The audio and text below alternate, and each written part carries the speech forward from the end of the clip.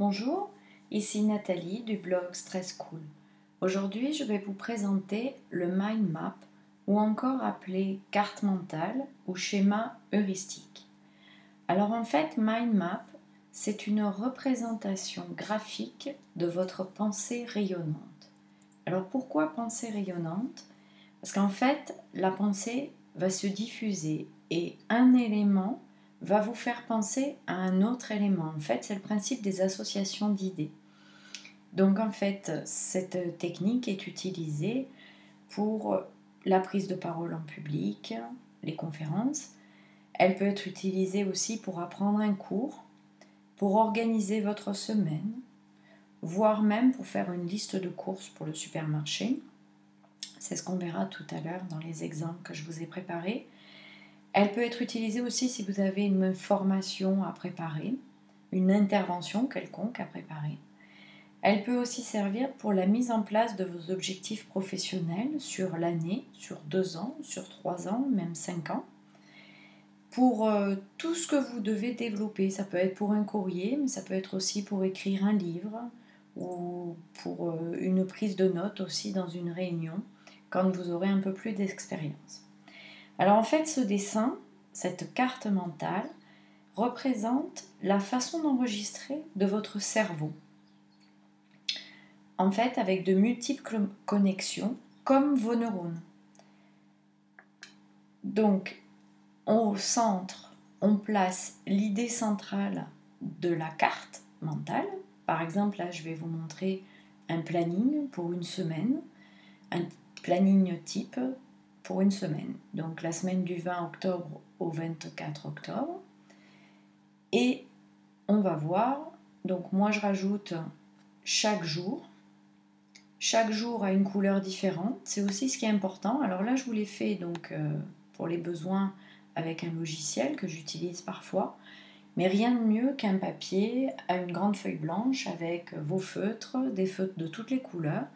Et au plus il y a de couleurs, en fait, ça doit être ludique. Et au plus il y a de couleurs, et au plus vous allez facilement mémoriser sans réfléchir. Donc, dans chaque jour, je commence par remplir toutes les choses que je connais déjà à l'avance, tous les impératifs. Par exemple, l'impératif de faire du sport une fois par jour, pendant une demi-heure, 3/4 d'heure.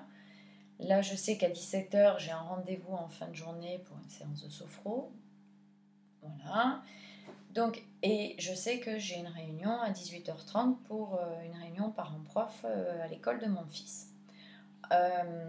Donc je mets dans une couleur particulière, ici le vert, tout ce qui concerne ma vie personnelle. Et en bleu, tout ce qui concerne ma vie professionnelle. Donc entre autres, dans la journée, il faut que je dépose un dossier de sport pour les activités sportives de mon fils. Ensuite, mardi, donc professionnellement, il faut que je prépare une vidéo pour mon blog Stress Cool. J'ai un rendez-vous à titre perso chez l'ostéopathe, un autre rendez-vous chez le dentiste et en fin de journée, j'ai prévu mon heure de sport, ma demi-heure de sport. Mercredi, à titre professionnel, j'ai un déjeuner pour réseauter, suivi l'après-midi un peu de sport et le soir, mon fils qui a son activité sportive. Et toujours pareil, du vert pour le personnel, du bleu pour le professionnel. Jeudi, et bien là, en fait, professionnellement, je dois faire un article de blog, je dois appeler l'assurance, je dois passer à 17h pour faire une heure de conduite avec ma fille, pardon, et donc du coup, mon sport, je le placerai en début d'après-midi à 13h30. Et vendredi 24 octobre, je fais mon sport aussi en début de journée, d'après-midi. Les enfants partent chez leur père en TGV à 18h30 et à 14h, j'ai un rendez-vous téléphonique pour mon site internet. Voilà. En fait, j'organise ma semaine comme ça et c'est comme ça que je m'aperçois que des fois, des choses que j'avais prévues pour le mardi, par exemple, là, faire la vidéo pour mon blog, j'ai eu un peu de temps lundi et je l'ai déjà faite. Au moins, j'ai commencé ou j'ai fait la trame de la vidéo que je dois faire. Donc en fait, en s'organisant comme ça avec le mind map, je m'aperçois que non seulement j'arrive à tout faire, sans rien oublier, mais surtout, je suis dans les temps et je suis beaucoup plus cool depuis que j'utilise cette technique pour m'organiser au niveau de la semaine. Alors celle-là, c'est pas moi qui l'utilise, c'est un ami qui l'utilise, et en fait, lui, il organise sa semaine comme ça. Il organise sa semaine par rapport à ce doit faire au titre professionnel, donc il est indépendant, toutes les missions, tous les objectifs, tous les points qu'il doit voir à titre professionnel dans sa semaine. À titre personnel, il va mettre tout ce qui est, par exemple, les rendez-vous chez le médecin pour ses enfants, les rendez-vous avec les professeurs ou les choses impératives à faire à titre familial, personnel. Et dans le divers, il va mettre tout ce qui est en rapport avec, par exemple, la maison. S'il doit changer une ampoule, rentrer le bois, je sais pas moi, tondre la pelouse, voilà. Il va le mettre dans le divers. Et en fait, il me disait il y a peu de temps que maintenant, il l'utilise de plus en plus pour tout ce qu'il a à organiser dans une semaine. Et en fait, il se rend compte qu'il arrive à tout faire. Alors, au début, les premiers temps, il m'avait dit qu'en fait, il en mettait beaucoup trop. Donc du coup, il n'arrivait pas à tout faire. Il était obligé de reporter d'une semaine sur l'autre des choses. Mais il en faisait quand même plus que ce qu'il en faisait avant d'utiliser le mind map. Et surtout maintenant, il arrive à gérer le temps et l'espace. Et du coup, il arrive à faire les points qu'il se met d'une semaine sur l'autre. Le mind map, vous pouvez aussi l'utiliser pour faire vos courses de la semaine. Alors par exemple, quand vous allez faire vos courses au supermarché, avant, vous pouvez préparer votre liste de courses de cette façon, en prenant par catégorie. Alors l'avantage de ça, c'est que si vous oubliez votre feuille avec vos dessins, ben en fait, vous allez quand même, à 95%, vous allez ramener ce que vous aviez mis sur votre liste. Alors que si vous aviez fait une liste en colonne, comme on a l'habitude de faire, ben vous auriez oublié beaucoup de choses. Beaucoup plus de choses. Alors par exemple, vous faites par catégorie les fruits et légumes. Les légumes, vous les mettez d'une couleur, les fruits d'une autre couleur. La crèmerie, tout ce que vous pouvez récupérer, vous avez besoin pour la semaine au niveau crèmerie, au niveau épicerie salée, au niveau épicerie sucrée, au niveau divers. Dans divers, j'entends moi, les essuie-tout, les sacs poubelles, la lessive et tout ce qu'on peut y mettre. Les surgelés, vous pouvez faire une catégorie surgelée si vous en avez besoin. Si la semaine-là vous n'en avez pas besoin, ben vous ne le mettez pas. Et après, tout ce qui est viande et poisson.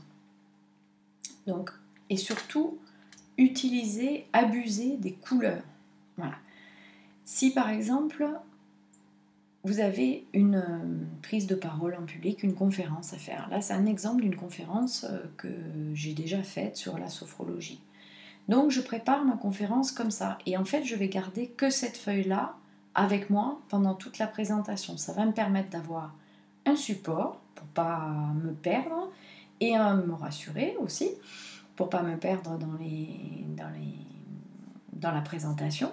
Mais surtout, ça vous permet d'avoir une vision globale et surtout pas de texte à lire puisque vous avez que quelques mots. Donc la conférence sur la sophro, je la débute par une introduction. Dans l'introduction, une présentation de qui je suis au niveau professionnel, au niveau formation que j'ai reçue en rapport avec la sophro, à titre personnel. Donc professionnel, j'explique aussi où j'exerce, comment je pratique et tout ça. Je fais un petit tour de table pour voir les attentes des participants. Je fais une présentation de la sophro, les origines, la méthode, l'objectif de la sophro, les objectifs de la sophro.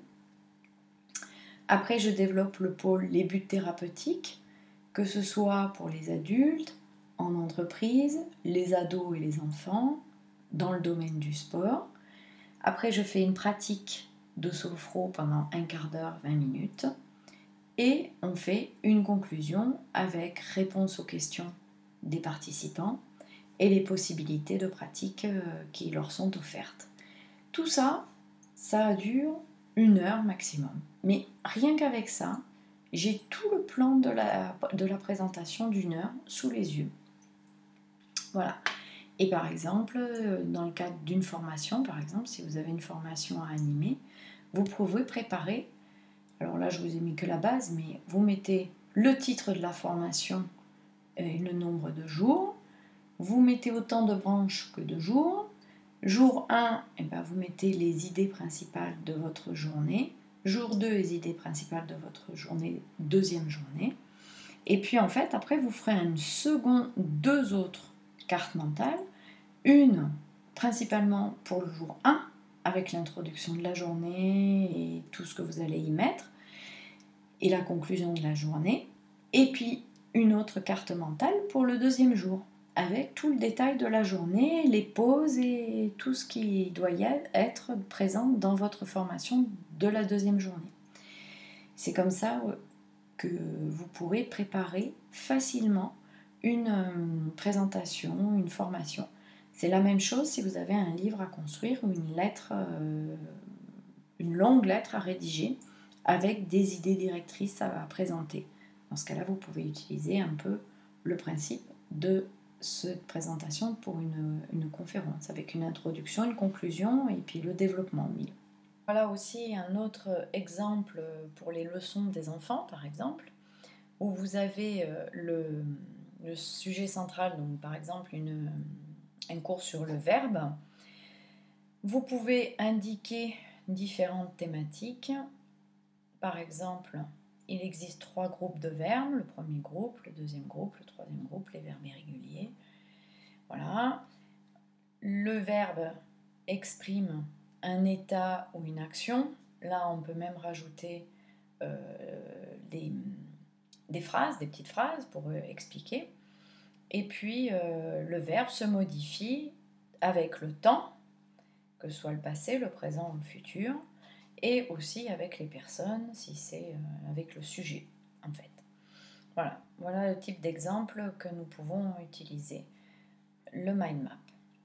Donc j'espère que cette vidéo vous a plu. Si vous le souhaitez, vous pouvez partager sur Facebook, partager sur YouTube cette vidéo.